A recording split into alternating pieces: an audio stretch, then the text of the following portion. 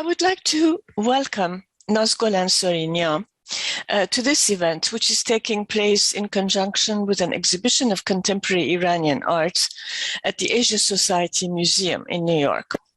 I'm referring to rebel Jester, mystic poets, contemporary Persians.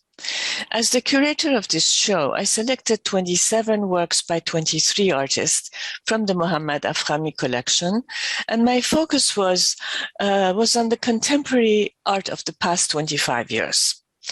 The show was conceived for its first venue at the Aga Khan Museum in Toronto, Canada. It then traveled to the Museum of Fine Arts in Houston, and it is currently on view in New York until May 8th. In this show, we have two works by Nazgol, and I will show them a little later on, in a little while. So now, to give you just a sense of her biography, I'm going to say a few words. Nazgol Ansarinia was born in Tehran, where she's currently living and working. She graduated from the London College of Communication in 2001, before taking a Master of Fine Arts at the California College of the Arts in San Francisco in 2003. Scanning the city and drawing inspiration from the urban life of people from different social backgrounds, she creates works that speak to wider socioeconomic systems operating in Iran.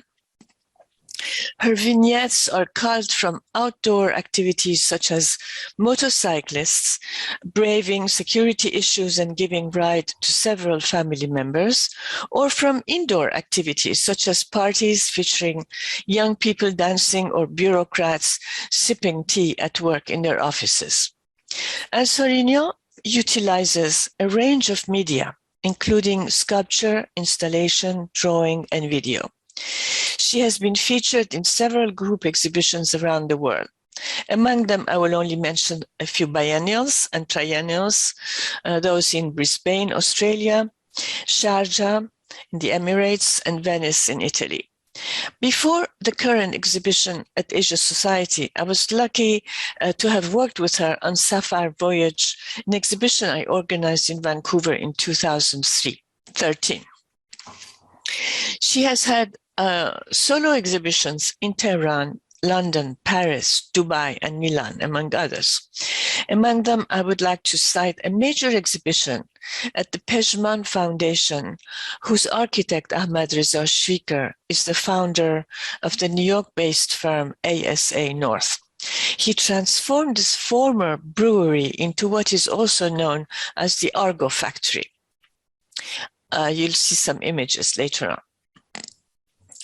Ansarinia's work is included in the collections of the Queensland Art Gallery, the Los Angeles County Museum of Art, the Tate Gallery in London, and the British Museum. She was awarded the Abraj Art Prize in March of 2009. We will see the work for which she earns that prize again in this interview. Before tackling her work, I would like to ask her one question regarding your academic training.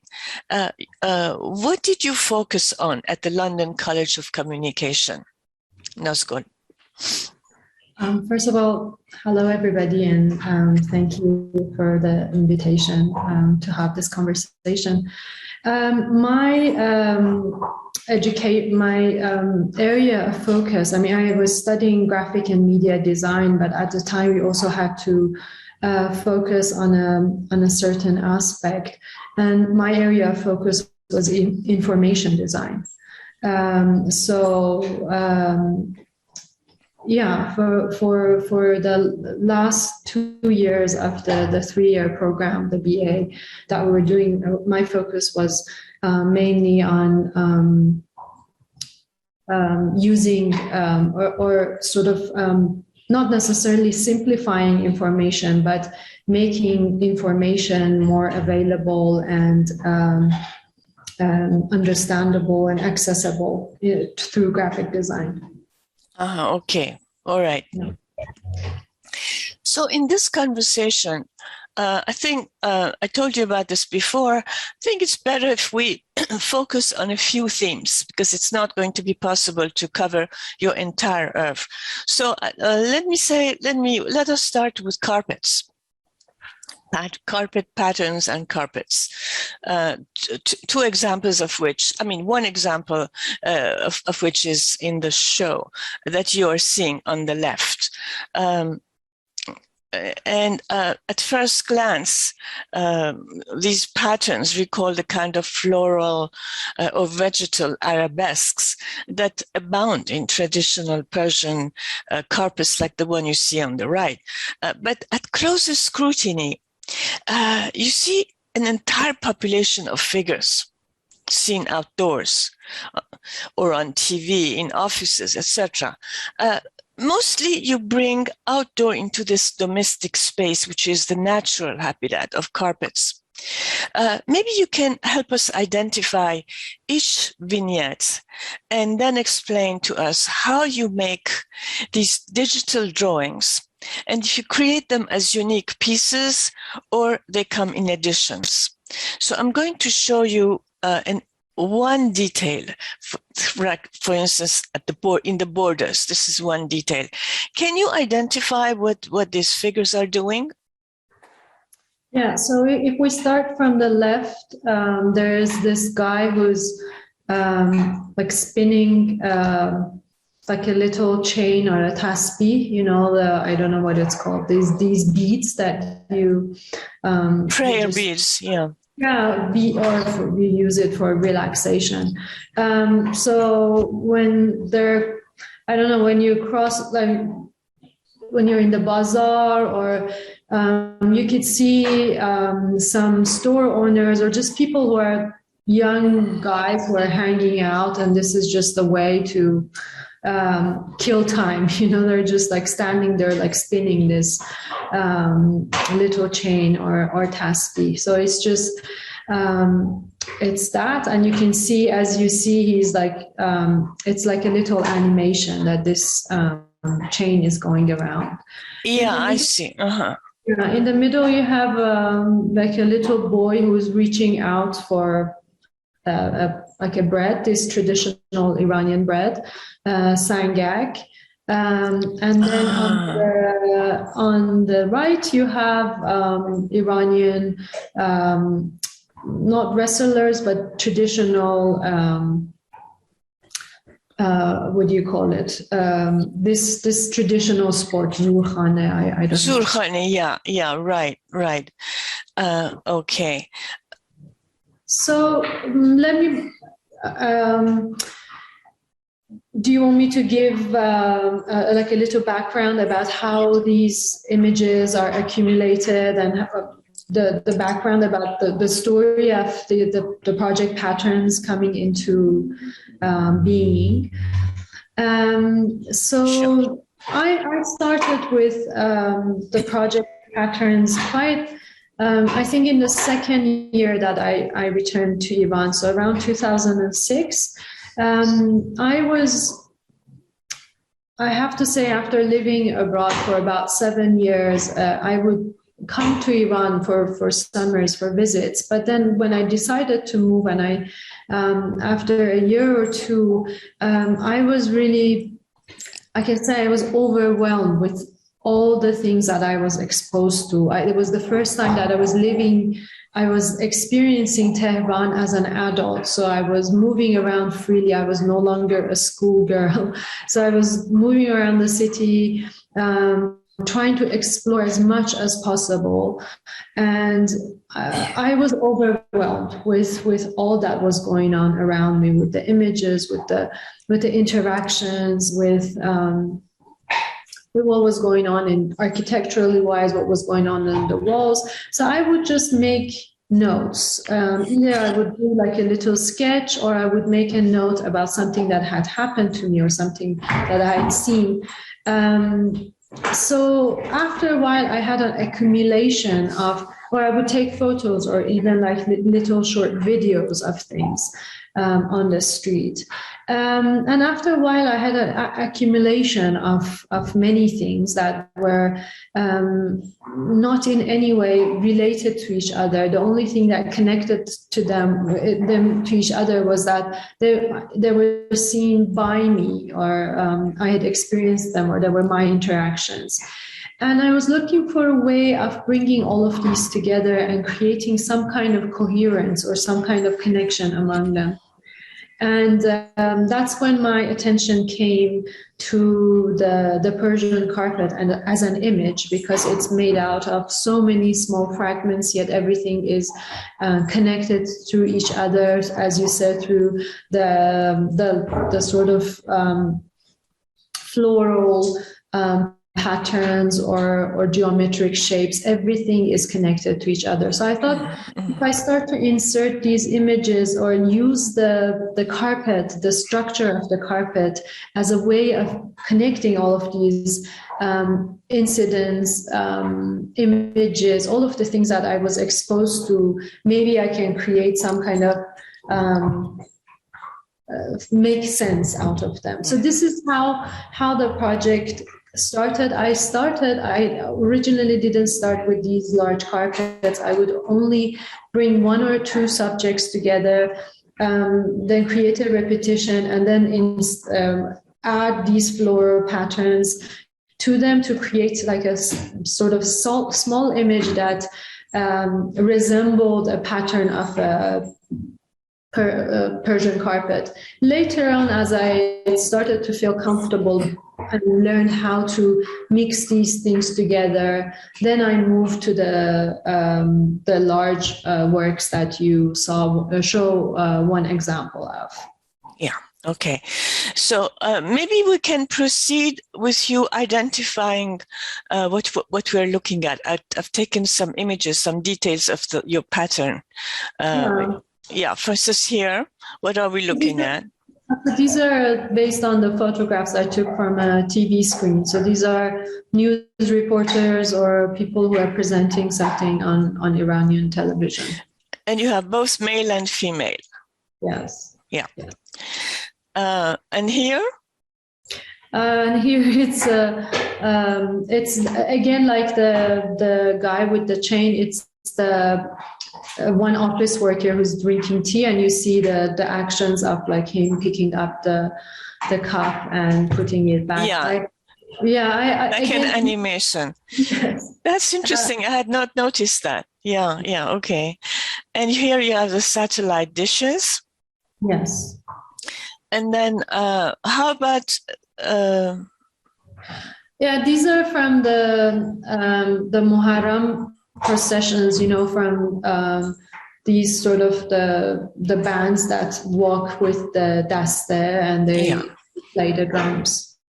Yeah. So actually you see a lot of, as I mentioned, you see a lot of these sort of movements in most of where you see the carpet, there's an action happening. Like Yeah, right. That's where the repetition comes in. I see. And here you have sort of veiled women sitting around a sofre, offering of food. Yes, again, this is like another, like a gathering for ladies where they there is this they're done for religious occasions, and afterwards they serve food. So sofre, basically. And what I find interesting is that you incorporate different social classes. The people, these women sitting on the floor around this food gathering, around this food, the dishes. I don't see them to belong to the same social class as these young men, dressed in a very sort of Western way. What are your thoughts about this?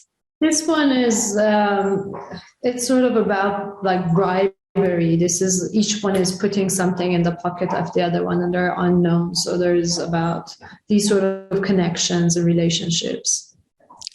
Okay. Yeah. And then you have the famous motorcyclists that one sees in Tehran. Yes. Yes.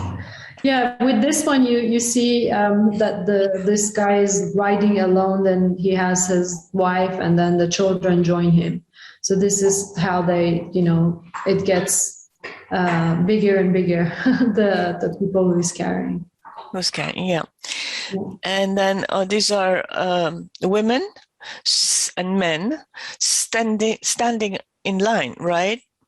Yes, this is again for the Muharram, where you get Nazri, where you get somebody cooks like a huge amount of food and offers it as a, I don't know if it's like a blessing, or you get the food, and the food it's blessed. It's supposed to heal your illnesses. Right. Right. People are standing in line. Mm-hmm. Okay. And this is how you wish these carpet patterns to be displayed as carpets on the floor. Unfortunately, in none of the three venues, in none of them, I had enough space to do that. So I hung the work on the wall. But here you see it installed at the Pejman Foundation that I was telling you about, that I was discussing before. Yes, this is how they were originally shown, and every time there is space, this is how they're shown. They're shown. Okay. And let's talk a little bit about this other carpet, which is not in the show, but it's the carpet that earned you the Abraj Prize. Can you tell me a little bit about it, where it was made, and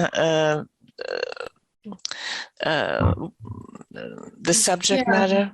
So I was already making the drawings, the large drawings, when my friend and collaborator, curator Leila Fakhr saw the announcement for the Abraj prize, and we decided to, because at the time you had to apply as an artist curator duo. So we proposed for one of these drawings to be translated into a handmade carpet.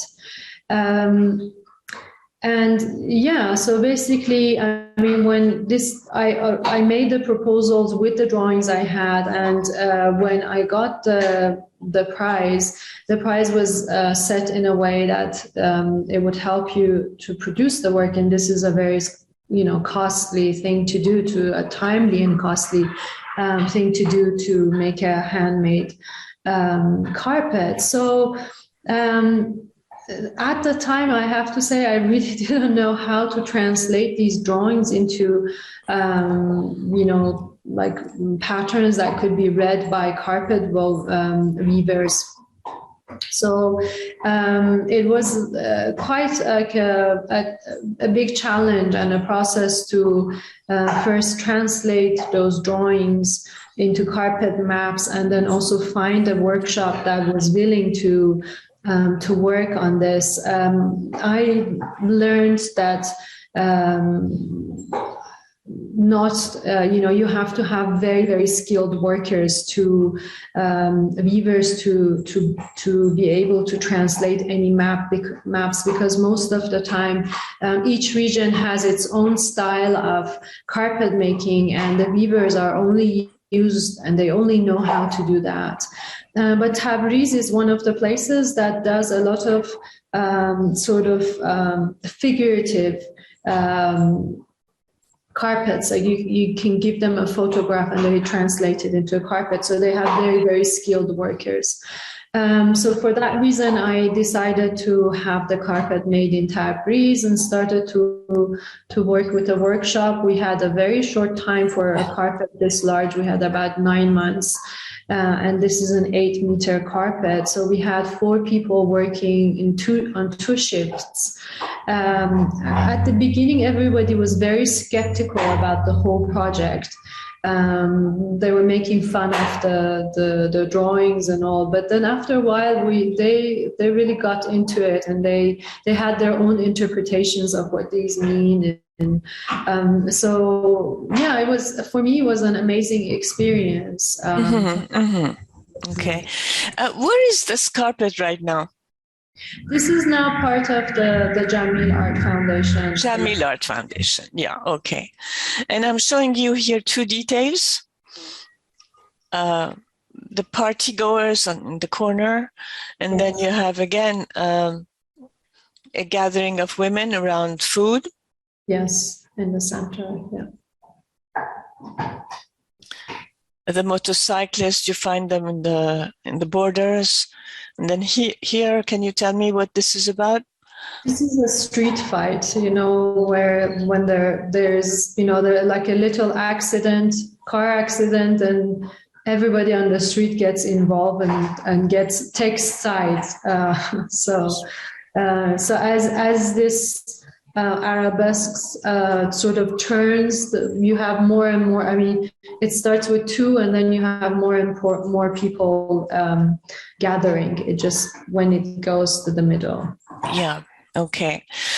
Now, just to here. Oh, yeah. Here, this is how I installed your work in Vancouver, and in fact, your piece came to represent Tehran in that context, which makes a lot of sense because a lot of inspiration comes from the city, from Tehran, if I'm not mistaken.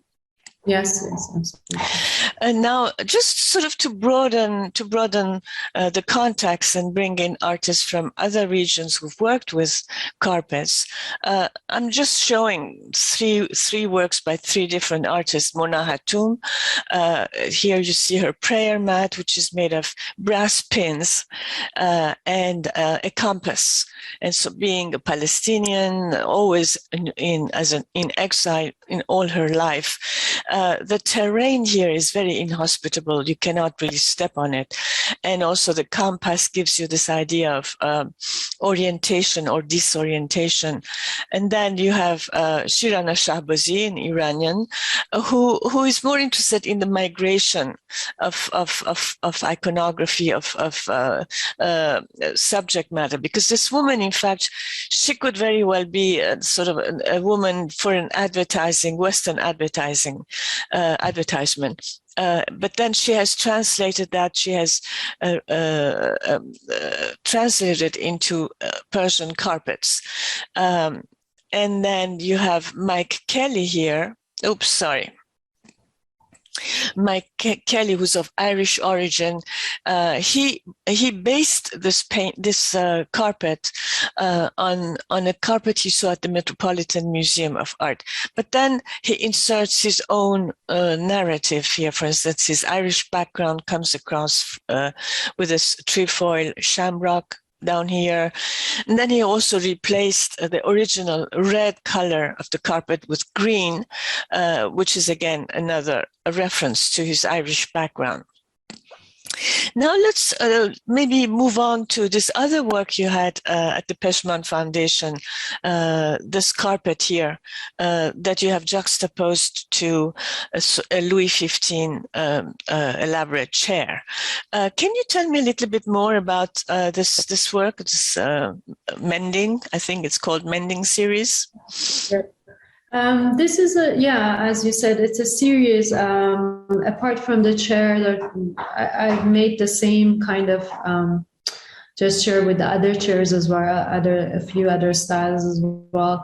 There's a set of plates that have been cut, a mirror, and a mattress. So the concept about the whole project Mendings revolves around the idea of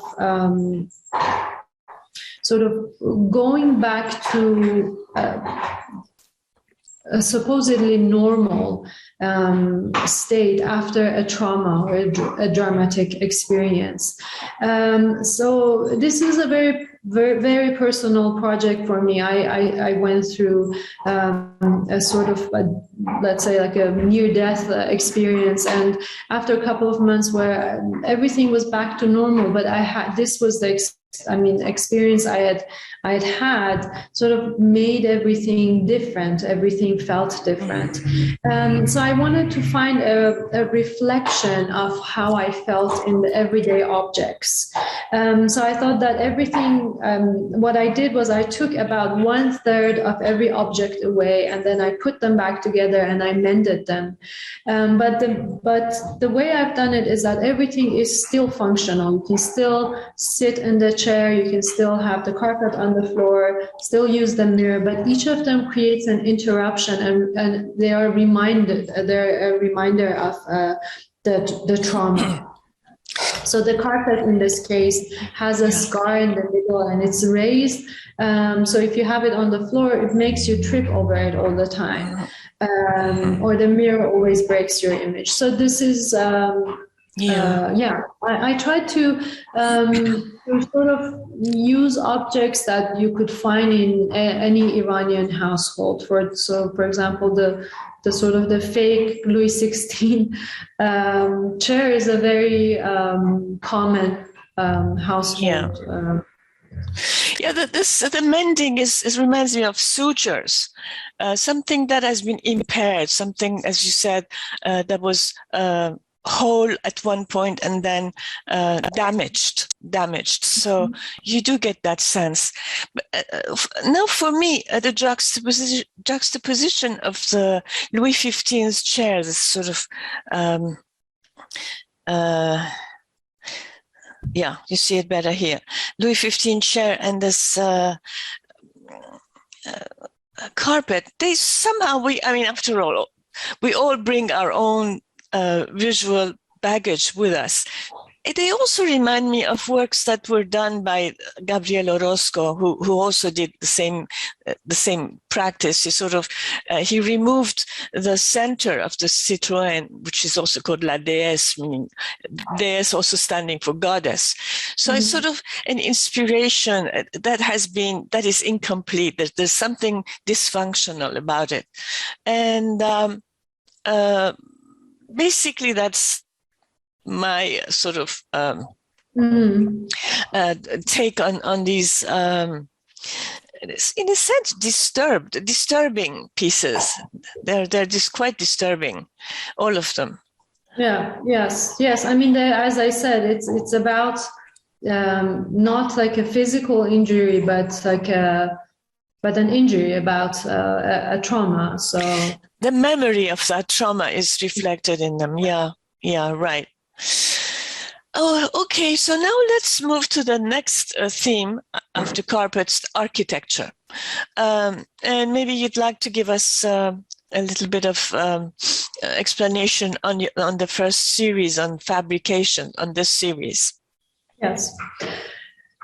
So as I spent more and more time in Tehran, I sort of moved from the domestic space. The stories I was bringing to the carpet was a lot about the city, but still was coming back to the domestic space. Also the projects, with the mendings, with living room, everything sort of revolved around the domestic space. But as I felt sort of more comfortable and got to know the city more, I shifted my focus in what was happening in the city and the changes I was seeing in the city. I've for a very long time, I've been interested in what goes on the walls of the city, namely murals, and I've been collecting or documenting these the things that appear on the walls. So this was the second project that I was doing about what goes on the walls, like the official, not the graffiti and stuff like that, but what is officially going on the walls of the city. So the murals have been part of, an inseparable part of the image of Tehran. After the war years, when I was growing up in Iran during the years of Iran-Iraq war, the city had a lot of images of the martyrs, of the people who got killed in the Iran-Iraq war. And slowly, as the city sort of after the war, the city wanted to have like almost a facelift, making it, the municipality wanted to make Tehran maybe less gray, less sad. So as like, let's say, parallelly, advertisement suddenly became a part of the city, because before we didn't have billboards and there were no advertising. So advertising was appearing everywhere. At the same time, municipality was also adding some images of like colorful images to the city through the murals. And these images were changing every few years for various reasons. I mean, they're not, you can't maintain them for many years because of the pollution, because of the weather. So you have to repaint them, and every time they repainted them, new images went up. Mm-hmm.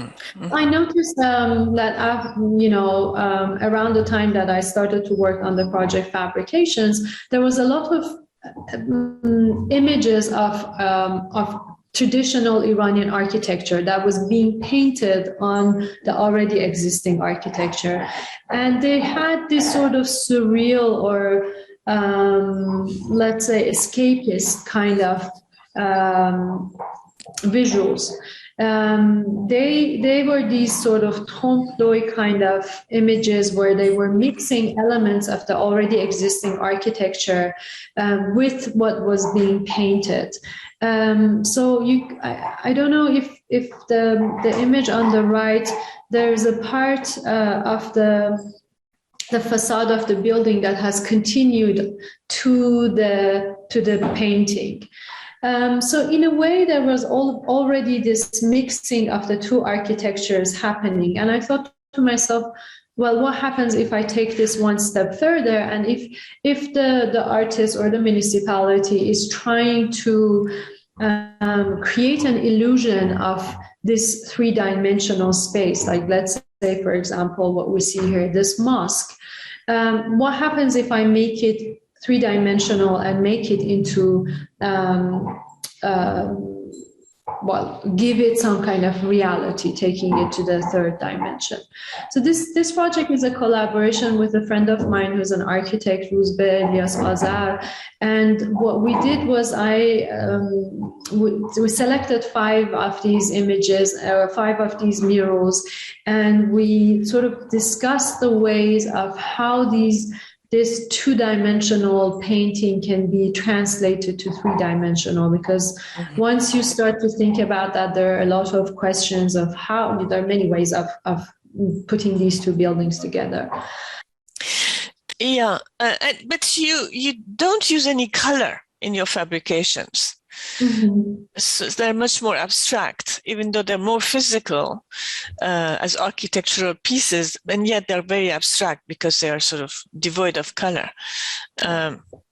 So I don't know if you want to say and add anything to that. Yeah, I did some tests with color, but what was very important to me in this particular project, and which led also to the technique I used for the production. These are 3D prints, which at the time was quite new technology, but I wanted to have them blend into each other as much as possible, so you couldn't tell where one was starting and the other one was, ending. I wanted these things to be like one solid object, and there would be no joints. So color would only sort of separate these two buildings. I really wanted them to be like a unified architecture where you had to sort of imagine that would enter this commercial building, but then end up in the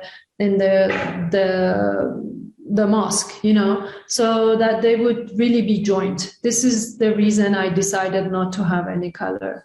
And they're unique pieces, right? Or they come in an edition? No, they're edition of 3. 3. Okay. All right.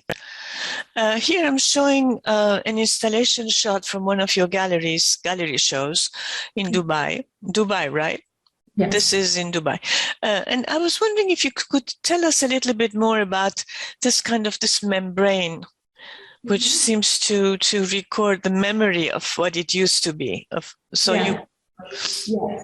So this is I mean, it's, I don't know if I can call it a project because it's only one piece. It took a year to make it, but only one piece came out of it. I have some drawings, but it sort of came after fabrication. It was another way of looking at the walls and what was happening architecturally in the city at the time, and still is. I mean, Tehran has these peaks of demolition and construction, then things stop for various economic reasons, then they pick up speed again.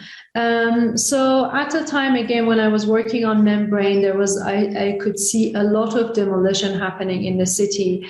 And what caught my attention at that time was what remained of the building that they demolished. So when they would take everything away, two of the walls would usually stay in put because they were stuck to the adjacent buildings. Mm-hmm. And for a while, you could see the sort of the cross section of somebody's, let's say, life, because often the very personal spaces like the bathrooms, the bedrooms, even like the closets, the inbuilt closets, would suddenly be exposed to the passerby. So and sort of, it was this sort of like the skinning of this building that sort of felt sort of, I don't know, you can say even vulgar. So I kind of became interested in, let's say, finding a way of preserving this last layer of somebody, or let's say a family's life. And I didn't want to have, like, let's say, a direct casting of the wall, or to have like a chunky, bold sort of piece. I wanted to really have this very delicate skin-like object made. So I decided, instead of going with, let's say, direct casting, I went with the process of scanning the wall, and then from that I created these molds, and then I sort of did so many experiments with material to find something that was delicate yet sturdy enough to hold it. This is about 6 square. It's like 25 square meters, this whole piece. So it's a huge piece, but so it had to sort of be able to hold itself yet still feel fragile. So after much experiments, I came to this sort of formula with paper mache or paper to create these, to make a cast in a way that is paper thin. So this is this the same piece you showed in the exhibition in Venice? The Spark Is You. Yes, it's the same one. Yeah. So you have only one such works. Yeah. Okay. And then I really love the idea of combining sociopolitical concerns and poetry, which shows in most of your works, in fact, and even also in these pillars. We have one in the show, Pillars, Article 47. And what is also interesting is that you call the series pillars. Pillars usually stand at the bottom, sit at the bottom, and capitals stand on top. But what was your reasoning for using the term pillars for these constructions? Yeah, they actually have both.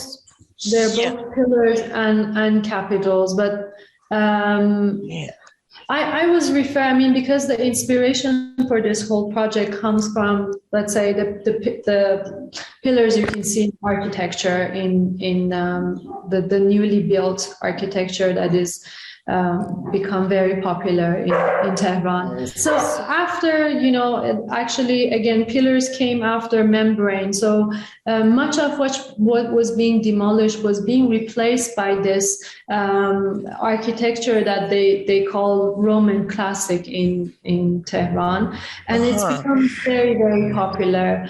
They are, like all the proportions, all the let's say, all the classical rules are broken, but they sort of resemble these Romanesque kind of architecture. And there are a lot of pillars in these buildings. They don't have any function except for being let's say decorative.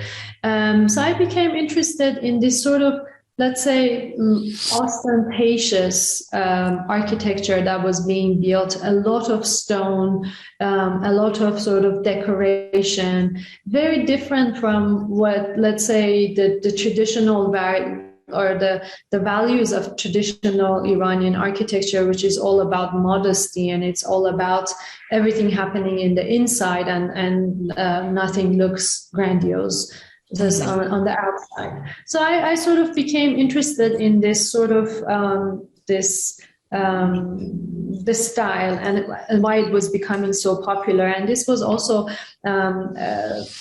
the waves of demolition and construction are very much tied into the economic trends that is happening in the country. One of the safest ways to invest your money is in property and in construction.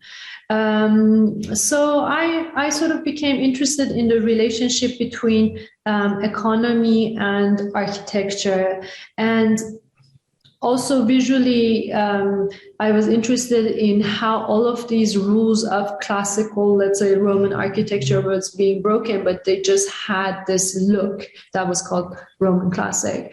So I thought to myself that pretty much any shape, if it turned 360 degrees, can create something like a pillar or a capital. So what I did was I took the text, the articles from the Iranian constitution, the section on economy and financial affairs, and each of these texts, the sort of outline of them is turned 360 degrees and creates a shape that resembles a pillar or a capital. And this is how these works are created. Mm-hmm, mm-hmm. Yeah, I mean, which leads me to go on to the next theme, which is text, because text that you have inserted here also appears more like graffiti, like what you see in the streets. So can you tell me a little bit about this other direction? Yeah, so this is the other project I was referring to when I said I did another project on what was going on the walls of Tehran. This is the second work I made when I moved back. The series is called Untitled, Do Not Give Your Opinion. And I, again, paying attention to the city walls, I was interested in all of the moral advice that was on the walls. And these are, again, all official sort of calligraphy.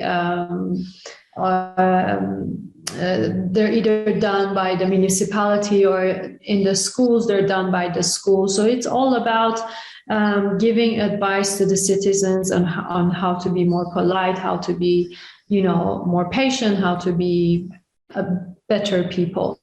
And again, if anybody has been in Tehran, it's a city of 12 million people. It's very hard to be patient and polite and gracious in a city that is just like, so much is happening. So I was interested in the fact that, they are not being read, and what I started to do was I started to collect all of the imperative verbs as much as I could see. And I photographed them and I repainted them originally in 13 Banak Square gallery, which belonged to Feridun Ab, and at a time which was doing sort of non-commercial projects. It was a very experimental space. And then later I did this other one, Do Not Boast, at Argo Factory. It was a last work, as you would like make a round in the whole exhibition. Mm-hmm. Yeah, Iranians love to bombard you with advices. But then here, what's interesting is that this is not the language of graffiti, of rebellion, of dissidence. It's the language of authorities giving you certain more than advice, it's a bit more intimidating than advice. So that I find very interesting. And then finally, I think we get to this point when I would like to ask you more about your current work, because as you can see here, I'm showing an installation shot from your recent exhibition at Green Gallery in Dubai. And so can you please tell us what you've been concerned with recently? Mm-hmm. Yeah, so after many different projects about the city, another thing that caught my attention a little bit over 2 years ago, just before the outbreak of COVID, was the empty swimming pools of Tehran. Depending on which area you are, you can, if you go up on a high up building, you can see a lot of empty swimming pools in the middle of the summer in Tehran. And I was fascinated by all of these voids in the city, all of these sort of blue voids in the city. And so, I mean, they're a familiar sight, but what is interesting to me is the persistence in keeping these voids, because they could easily be turned into, filled with earth, to be turned into a garden, turned into a parking space. There's always shortage of space in the city, or there's generally shortage of space. So why keep a hole for many years in your back garden? So this is the focus of the project, Pools and Voids, why these voids have been kept for so many years. The reason that they're empty, there are various reasons. One of the most important is that the city is going up in height. So if you have a garden with a pool, you no longer have the privacy of using it, because people are able to look into your garden. So maybe people don't feel comfortable to use them. There is a shortage of water. So there's various reasons. Some of these houses, the children have moved away, so there's no reason to, fill the pools anymore. So there are various reasons, but my focus was why keep it, and keep it as it is, because sometimes even some of them were painted, but not filled with water. So I sort of started to also look into the history of presence of water in Iranian architecture and how it holds, let's say, a sacred and symbolic place in Iranian architecture and in Iranian collective memory. Water has always, or like a shallow pool or hose, has always been in the center of Iranian architecture. So in a way, when the swimming pools were introduced to, let's say, urban cities like Tehran in the 50s and 60s and 70s, they were welcomed, because already this water element had been there for years. So the shallow pool became this sort of swimming pool, a deeper hole. So for that reason, I mean, the pools are not just any containers. They're the containers of water. So even when they're empty, they are these containers and reminders of both the time that they had water, but they also are they're asking to be filled again. So they're about this hope for future. So you keep them for a day that maybe you can fill them again. Maybe there's no longer a shortage of water, or there's, there are various reasons that I think they hold this very special space in Iranian maybe psyche, and that's why they're sort of kept intact. Right. Yeah. And I think maybe you can explain a little bit more about these structures. So the whole project is based on one map of a municipality that I had access to, of an area called Jordan, a neighborhood of 3 square kilometers. In this 3 square kilometers, there were 1,100 pools and shallow pools, houses. So everything in this series is based on this map. What I started to do was when I saw sorry to interrupt. Is this the map? No. Well, it's based on the map, but I will tell you how these works have come. So what I did was, when I saw the number, the sheer number tells you something. If in 3 square kilometers, if you have 1,100 of anything, it means something.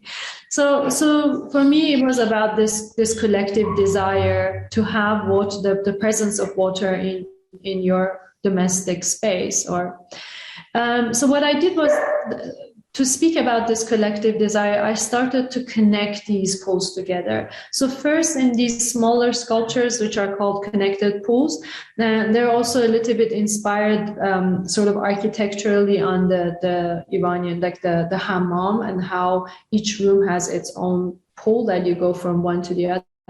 So by connecting them, they sort of allow for the flowing of water, or imagining that water can flow from one to the other. So it's about this collective imagination, collective desire. And then the lakes, which is the other thing that you showed, the other image, are taking this one step further. What I'm doing is I brought the 1,100 pools together, and the combination of them creates an area, a hole, a void as big as a lake. Oh, okay. So this is how the lakes have come into being. The title of the exhibition, which is called Lakes Drying, Tides Rising, is about these sort of the lakes that you see are in the state of sort of, you can't tell whether they're drying or whether there's water, springing from the middle. So it's also tied into the issues of water and the climate changes and that we've been experiencing in the last couple of years.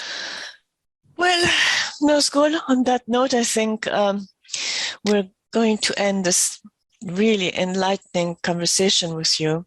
And I cannot thank you enough for the time you put into this and for the great work you're doing. So again, thank you and goodbye. It was nice talking to you.